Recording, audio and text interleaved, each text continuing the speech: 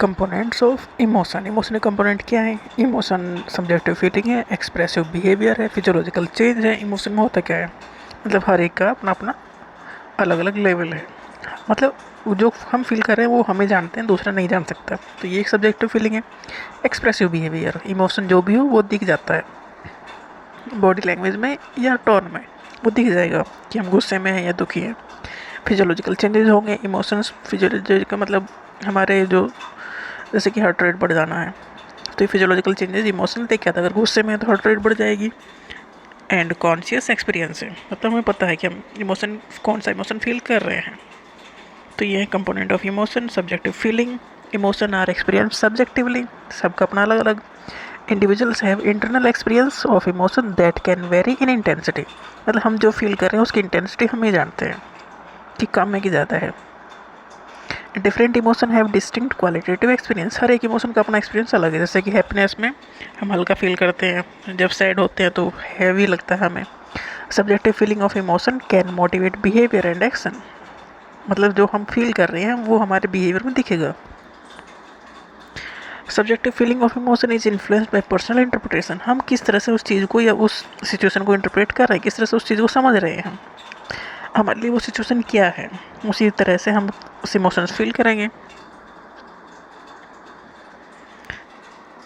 Next expressive behaviour, next component है expressive behaviour. Emotions often manifest outwardly through facial expression, मतलब ये emotion ऐसे हैं कि सामने वाला समझ सकता है कि क्या चल रहा है।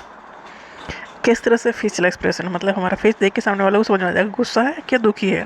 बॉडी लैंग्वेज हमारी जैसी है, जेस्चर जैसा है, वोकल टोन, किस तरह से हम, किस तरह से सामने वाले से हम किस तरह से बात कर रहे हैं तो वो समझ जाएगा। And other non verbal cue, मतलब बिना बोले भी बहुत सारी बातें हो जाती हैं, तो वो बिहेवियर, एक्सप्रेसिव बिहेवियर शो करते हैं। These expressive behaviours can convey emotional states of to other, जो हमारा ये बिहेवियर है ये दिखाते हैं कि हम किस स्टेट में, दूसरे को समझ में आ जाता है। And play a role in social communication, ये भी एक तरीका है सोशल कम्युनिकेशन, मतलब दूसरों से कम्युनिकेट करने का।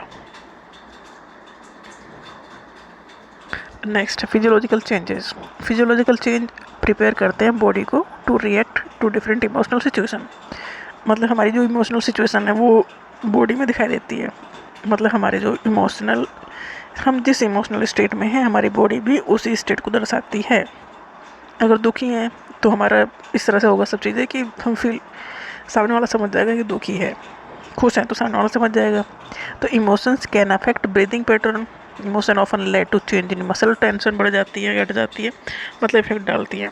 Emotion can also trigger the release of hormone, जैसे कि एड्रेनलिन है, कोर्टिसोल है। इमोशंस का इफेक्ट पड़ता है बॉडी के ऊपर, बॉडी के ऊपर इफेक्ट पड़ेगा थ्रू हार्मोन्स या नर्वस सिस्टम के थ्रू।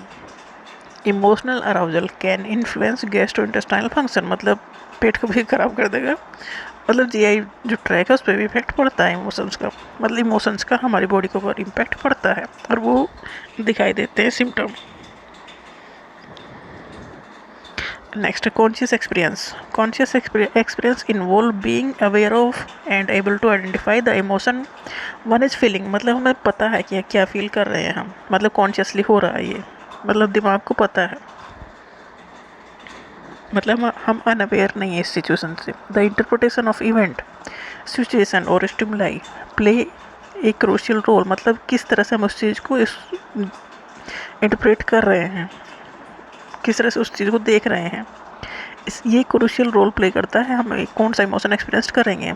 मतलब सामने वाले की कौन सी बात को हम खुशी में ले जा सकते हैं और उस बात से दुखी भी हो सकते हैं, तो हमारा इंटरप्रिटेशन उस चीज़ को लेके कैसा है वो ही हम इमोशन फील करेंगे, एक्सपीरियंस करेंगे।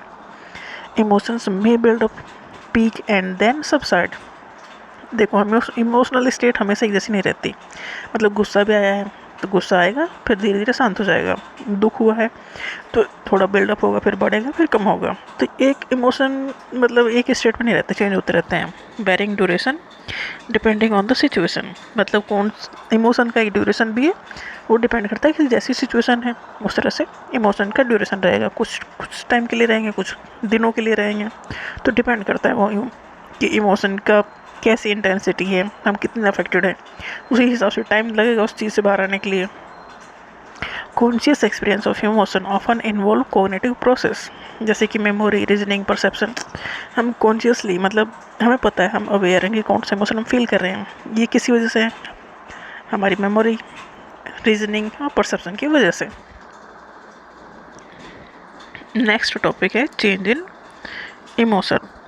चेंजेस क्या आते हैं इमोशंस में? Change in emotion refers to alteration और shift in one's emotional state over time और in response to different circumstances. मतलब जैसी जैसी कंडीशन होती है, जैसी सिचुएशन होती हैं, वैसे ही हमारे इमोशनल चेंज हो जाते हैं। हम हमेशा एक जैसी सिचुएशन में नहीं रहते। मतलब एक टाइम पे हम उस चीज़ को लेकर गुस्सा करते थे, दूसरे टाइम पे उस चीज़ को लेकर हमें कोई इफेक्ट भी नहीं पड़ता, तो चेंज हो जाते रहते हैं emotions. Change in the environment can evoke different emotional response. जैसे इन्वायरमेंट में चेंज होंगे, इमोशनल रिस्पॉन्स भी डिफरेंट होंगे। जैसे कि सिग्निफिकेंट लाइफ इवेंट है, जैसे कि पॉजिटिव इवेंट हो या नेगेटिव इवेंट हो, हमारा इमोशनल शिफ्ट होता ही होता है। मतलब खुश होंगे तो भी उस स्टेट, नॉर्मल स्टेट में नहीं रहेंगे, और ज़्यादा दुखी होंगे तो भी नॉर्मल स्टेट में नहीं रहेंगे। मतलब हर कंडीशन हमारी इमोशनल स्टेट में भूचाल लेके आती ही है। Change in physical health, fatigue, hunger, ये सब इफेक्ट करते हैं इमोशनल स्टेट पे। Emotion can also change over the life span due to developmental stages. जैसे हम बड़े होते हैं उस तरह से इमोशंस भी चेंज होते रहते हैं।